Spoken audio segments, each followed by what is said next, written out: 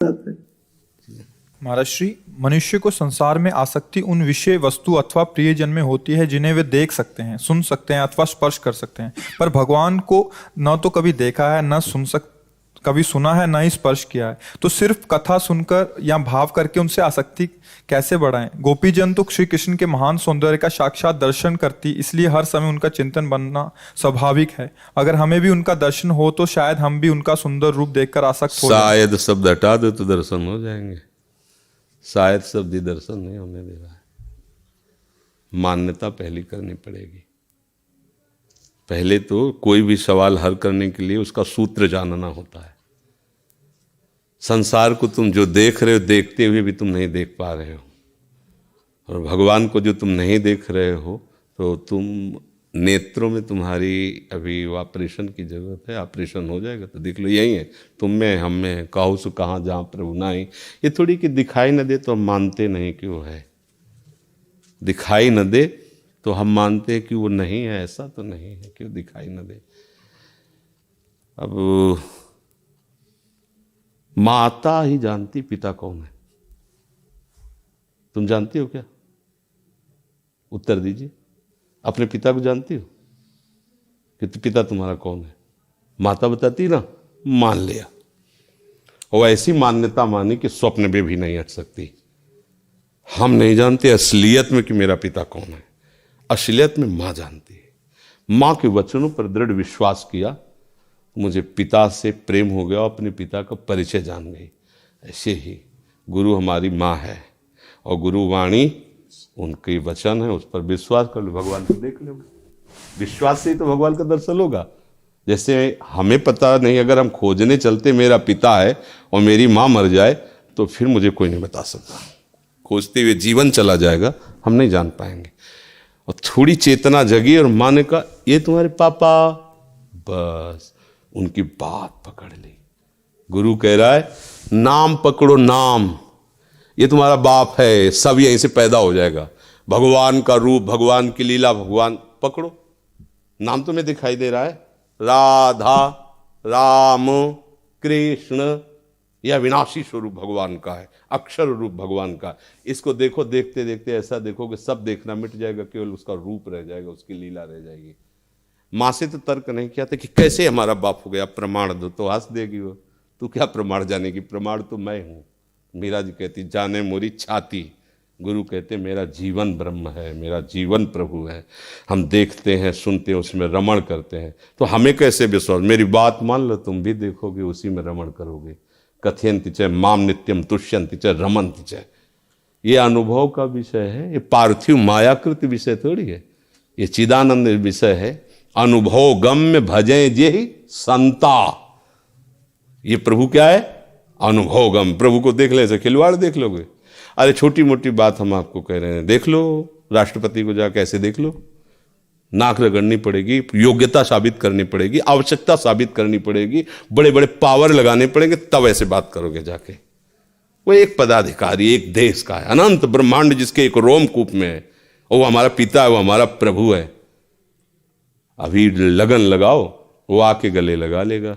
नहीं तो अपने लोगों का जीवन बेकार ही तो जाता। अगर उसका अनुभव ना हो तो बकवास से जीवन नहीं जिया जा सकता। ध्यान रखना, बुद्धि की बकवास से मन को संतुष्ट नहीं किया जा सकता। जब पेट भरेगा तभी आह डकार निकलेगी। भगवदानंद का अनुभव होता है। जितने महात्मा है ना, सब एक बात में बोर्ड लगा देते हैं, साधन करो, पर हम ये नहीं कहते तुम्हें मिलेंगे कि नहीं मिलेंगे, आनंद है कि नहीं हम तुम्हें नहीं बता पाए, क्योंकि पूरा जीवन हो गया, मुझे नहीं मिला। संत जन मिथ्या भाषण नहीं करते हैं। लेकिन माता पिता तो दूर हैं, प्रभु बहुत नजदीक हैं।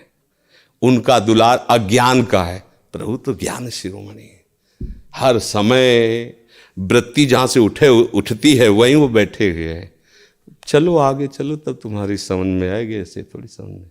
एक गांव के किसान आदमी को एक पढ़े लिखे ने एक कील दिखाई और कहा देखो एक कील है ना, इसी धातु का एक मकान बनता है और वो आकाश में उड़ता है। तो उन्होंने कहा गप मत मारो, हम किसान है लेकिन इतना जानते हैं लोहा आकाश में नहीं उड़ सकता। भला कील उड़ा के दिखाओ, नहीं उड़ पाए। लेकिन हवाई जहाज उड़ता है ना, लोहे का ही तो होता है, हवाई जहाज उड़ता है, उसी धातु का होता है। ऐसे ही हमें लगता है कि अगर भगवान होते तो अनुभव, भगवान है तो तुम हो, भगवान ना हो तो तुम्हारी सत्ता ही क्या है, तुम हो क्या, क्या हो तुम? बिजली है तो बल्ब है, इसकी सत्ता दिखाई दे रही, वो नहीं तो है क्या? भगवान ही तो स्फुरित हो रहे हैं। ये स्वर जो निकल रहा है ईश्वर ही का है, जो आप चैतन्यता देख रहे हैं उसी के। मत्ता परतरम नान्यत किंचिदस्ति धनंजय, किसी एक जगह मान लो तुम, धन्ना जी को ऐसे दिया सिलबट्टा भांग का, न रूप था, न रंग था, न आकर्षण था, न आसक्ति थी, और कहा इनको पूजो। पूजा तो उसमें श्याम सुंदर प्रकट हो गए। मान ली ना अपनी मां रूपी गुरु की बात, तो आ गए ना पिता जगत। अब कह दे पहले भगवान को दिखाओ तो हवा खाओ, ऐसे ऐसे समझ में आ जाएगा। पहले नाम जप करो, चित्त वृत्ति को भगवान के मिलन के लिए तैयार करो, व्याकुल करो, वो आपके अनुभव में आ जाएगा। ये ऐसा तो भगवान भगवान ऐसे आप हमसे ऐसे मिल लिया कि क्या? पहले आपने संकल्प बनाया, उसके लिए प्रयास किया। आप ऐसी ठंडी में सुबह जग कर खड़ी रहीं, हम एक उनके दासों के तुच्छ दास हैं। आपने प्रयास किया, मिल गए। जा पर जेकर सत्य सने हो सोते मिले न कछ संदेह हो। दास मिल गया तो उदास की बात नहीं है, स्वामी भी मिल जाएगा, क्योंकि मार्ग वही है। बस दास की बात पकड़ लो, मालिक तक पहुंच जाओगे। जिह्वा से नाम न छूटे, हृदय में व्याकुलता हो, पग पग पर तुम्हें अनुभव होगा कि मेरा प्यारा मेरे साथ चल रहा है, मेरे नेत्रों के साथ। वो ऐसा थोड़ी पूरी सभा बैठी हो तुम्हें दिखाई देगा तो सिर्फ तुम्हें दिखाई देगा, ये थोड़ी कि सब देख लेंगे। तुमसे बात करेगा तो सिर्फ तुम्हारी वो बात कान में आएगी, हजारों की नहीं आएगी। बैठे उसी सभा में, वो तुमसे बात करेगा, तुम देखोगे, तुम सुनोगे, बस वो भगवान है, वो प्रभु है। पांच भौतिक शरीर दाढ़ी थोड़ी होती, चिदानंद है।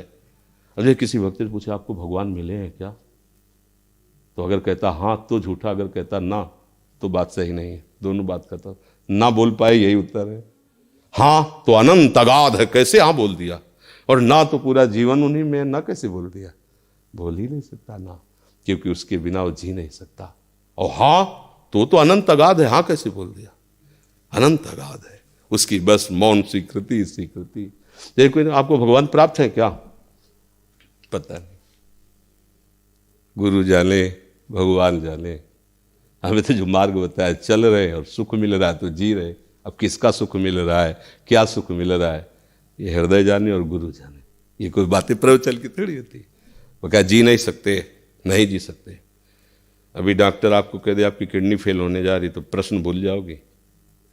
दिमाग जो है ऐसी स्थिति में पहुंच जाएगा कि अगर कोई भगवान है तो थोड़ा ठीक करे। दोनों फेल है, आते दिन डायलिसिस होता है, हर समय भीषण शरीर में पीड़ा होती रहती है। किडनी फेलियर का मतलब समझते हो? डायलिसिस का। हर समय आनंदित रहते हैं। अगर वो ना हो तो किसके बल से आनंदित रहते हैं? 1:30 बजे से दिनचर्या चल रही, 1:30 बजे रात्रि से रोज की दिनचर्या चलती है। शाम के डायलिसिस करके बेहोशी आती है, डायलिसिस के बाद उठने की हिम्मत नहीं, चक्कर आते हैं, एक टुकड़ा अन्न नहीं खा सकते। जिस दिन डायलिसिस होता है हिम्मत नहीं होती। तुम्हारे सामने बैठे हुए हैं और घंटा 1.5 घंटा प्रवचन हुआ, झूला हुआ, है सब, ये हम थोड़ी कर रहे हैं। हाई कमान का पावर लागू है, हाई वोल्टेज। फेल नहीं, वो फेल भी पंगुम लंघयते गिरिम, लंगड़ा पहाड़ को फान जाए, ये वो ताकत उसकी है। अगर गूंगा बोल नहीं पाता तो जब बोले तो वेद उच्चारण करे, ये उसकी परमात्मा शक्ति है, अनंत महिमा है। अब कह दे भगवान दिखाई नहीं देते, तो मुझे समझ में नहीं आता है कि वो नेत्र क्या जिसे अपना प्रीतम पहचान में ना आवे। गंदे नेत्र हैं, हटाओ इनका, देखना बंद करो। गंदगी देखते हैं, राधा राधा राधा राधा राधा। किसी सूझ वाली आंख ने पहचान की, कण कण में झांकी भगवान। मेरा प्रीतम ही विविध रूपों में बैठा हुआ, दूसरा कोई है ही नहीं। आप में, हम में, सब में वही बैठा हुआ है ही नहीं।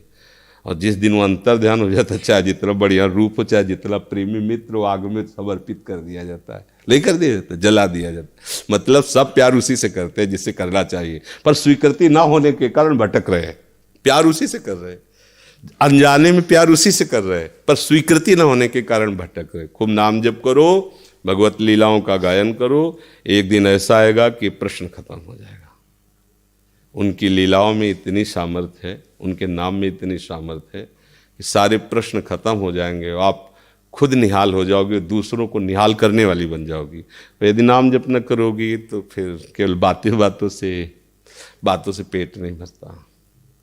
खूब सत्संग सुनो, नाम जप न करो, भजन न करो तो हाथ कुछ नहीं लगेगा।